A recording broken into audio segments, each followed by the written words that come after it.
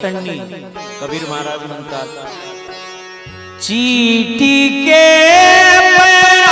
घुंघरू बजता है, चीटी के घुंघरू बजता है, वो भी अल्लाह सुनता है। मुंगीच्या पायातलं घुंगरू केवढं असेल, ते घुंगरू जर देव ऐकतो तर आपल्या लबाड्या देव कशावरून ऐकत नसेल। म्हणून आपण सीसीटीव्हीच्या निगराणीमध्ये आहेत, त्याचा विचार केला पाहिजे। देवाला सगळं कळतं माय बाप, तुम्ही कितीही ते पाप करा आणि वर गेल्यानंतर तुम्ही म्हणा आम्ही हे केलंच नाही, आम्ही हे केलंच नाही। भगवान म्हणतात, यमदेव म्हणतात, चित्रगुप्त लाव रे याची व्हिडिओ, याने काय काय केलं दाखव सगळं।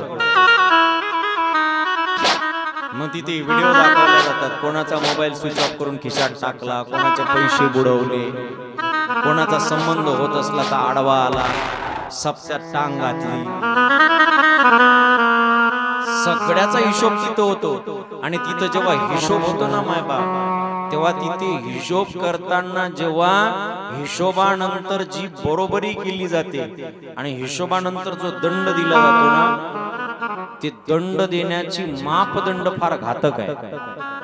किती घातक आहे सांगू का तुम्हाला? ऐका शब्दांमध्ये तुकोबारायांच्या, मारी ती जोडी ती तोडी ती निष्ठुर, यमाचे किंकर बहुसाल, मारतात झोडतात तोडतात, नाही त्या यमासी करुणा, ओढाड सापडे जै धन्या।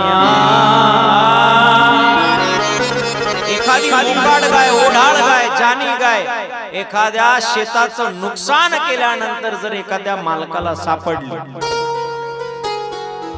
आणि मालकाला सापडल्यानंतर शेतीचा मालक त्या गायीच्या आरतीचं ताट घेऊन पूजा करतो, बरोबर ना?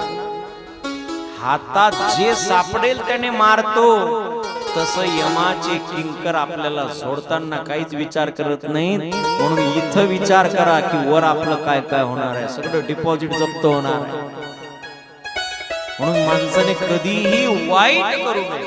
पुढचं वाक्य आहे का, नाही झालं ना चांगलं तर नका करू, पण कोणी जर चांगलं करत असेल ना त्याला आडवं येऊ नका।